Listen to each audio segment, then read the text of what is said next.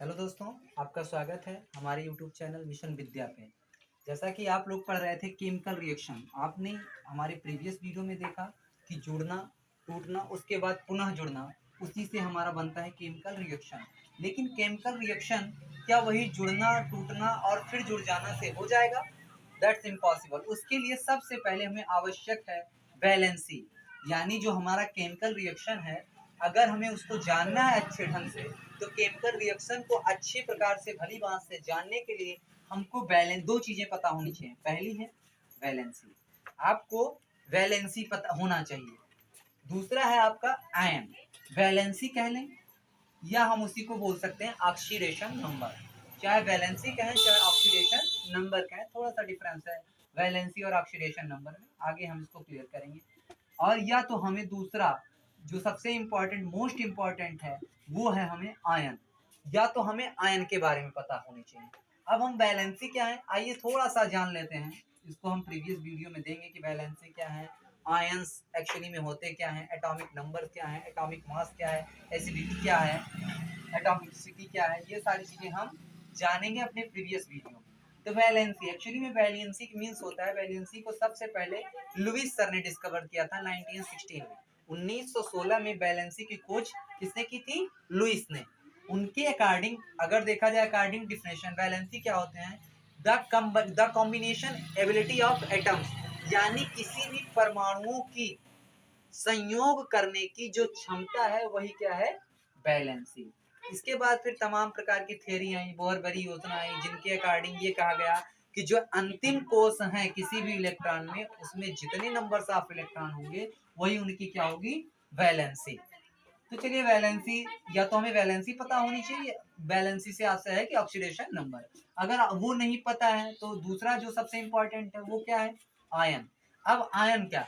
Ion means होता है electronic charge, यानी किसी भी मॉलिक्यूल्स पे या किसी भी एटम्स पे कितने इलेक्ट्रिक चार्ज हैं, वही क्या होते हैं? आयंस होते हैं। आयंस मीन्स हुआ इलेक्ट्रिक चार्ज। तो आयंस की अगर बात करें बेटा, तो आयंस जो है वो टू टाइप्स के होते हैं, एक है केटायन और दूसरा है एनायन। यानी ये हमेशा जो आयन है वो टू टाइप्स के होते हैं, केटायन दूसरा एनायन। एक पॉजिटिव होता है और एक होता है निगेटिव। पॉजिटिव को बेटा हम क्या बोलते हैं? क्षारीय मूलक। क्षारीय मूलक का मीन्स हुआ, इसको हम इंग्लिश में अगर कहें बेटा तो इसको हम बोलते हैं बेसिक रेडिकल। और इसकी अगर बात करें अम्लीय मूलक की, तो इसको हम बोलते हैं एसिडिक रेडिकल। अब जैसे इन वाटर बात करें, जैसे किसी भी कंपाउंड, किसी भी केमिकल कंपाउंड की बात की जाए, या किसी भी कंपाउंड में टू मेन पार्ट्स अपीयर होंगे, एक होगा केटायन और दूसरा होगा एनायन। जैसे फॉर एग्जांपल मैंने लिया वाटर। जैसे बेटा अगर आप पानी को देखो तो पानी को ही डिसॉल्व करो, तो पानी को आप डिसॉल्व करोगे तो जाहिर सी बात है हम क्या देखते हैं कि एक देता है H+ और दूसरा देता है OH-। यानी आप साफ तौर पे देख पा रहे हैं कि एक पॉजिटिव आयन दे रहा है, तो पॉजिटिव आयन वाला क्या है हमारा? ये केटायन है। और जो निगेटिव आयन दे रहा है वो बेटा क्या है हमारा? एनायन। तो एक केटायन और दूसरा क्या है बेटा? एनायन। अगर हम बात करें बेसिक रेडिकल की, तो बेसिक को किसी बेस को ले लीजिए, जैसे NaOH, और किसी एसिड को ले लीजिए जैसे आपका HCl।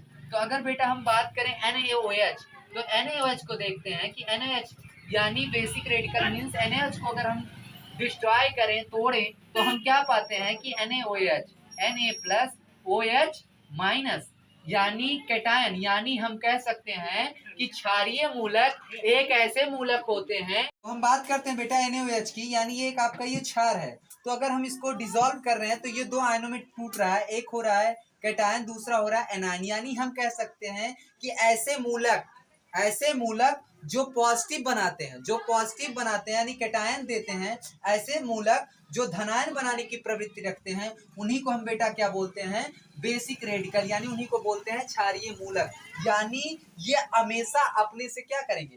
OH- आयन को क्या करेंगे? निकाल देंगे। यानी ऐसे क्षार जो धनायन बनाते हैं, यानी हम कह सकते हैं क्षार जो होंगे, जो क्षारीय मूलक होंगे, वो हमेशा क्या बनाएगा?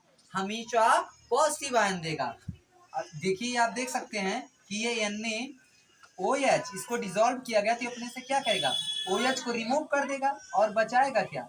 Na प्लस यानी कैटायन की बात करें तो Na प्लस यानी जितने भी मूलक होंगे जो पॉजिटिव वाले होंगे वो सारे के सारे क्या होंगे, कैटायन होंगे।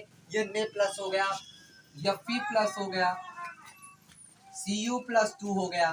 तो ये सारे के सारे क्या हैं, ये सारे के सारे कैटायन है। यानी हम कह सकते हैं जितने आयन, जो आयंस पॉजिटिव होंगे या जो पॉजिटिव आयन देंगे वो क्या होंगे, हमारे क्षारीय मूलक होंगे, बेसिक रेडिकल होंगे।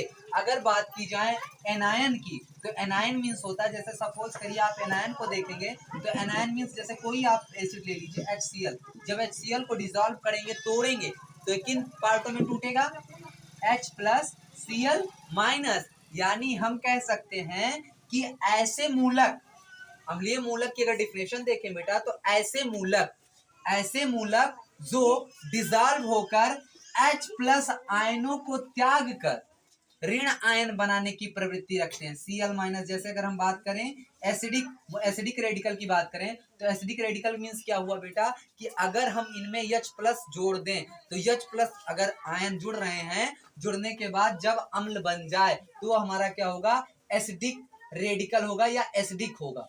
अगर बेसिक की बात करें तो बेसिक में हम लोगों ने ये जाना था कि बेसिक में क्या होते हैं, OH माइनस आयनों को जुड़ने पे, ऐसे मूलक जिनमें OH माइनस आयन जुड़ जाएं तो जो बनेगा वो हमारा क्या होगा, क्षार होगा।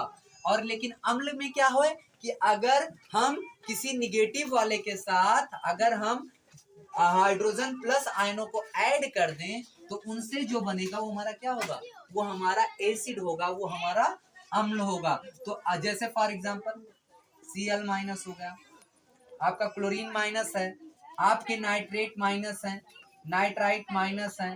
तो ये सारे सब क्या हैं, ये एक तरीके से आपके एसिडिक रेडिकल हैं, आपके अम्लीय मूलक हैं। तो हमको बैलेंसी पता होनी चाहिए, बैलेंसी के साथ साथ आयन भी पता होने चाहिए। वो आयन तब हमको पता होंगे जब हम इनकी आवश्यकता कहाँ पड़ेगी, स्पेशली आयनिक एक्सचेंज रिएक्शन, जो आयनिक केमिकल रिएक्शन होते हैं वहां पे हमें इनकी क्या पड़ती है बेटा, आवश्यकता पड़ती है। तो हमें इनको सबसे ज्यादा आवश्यकता है जानने की है।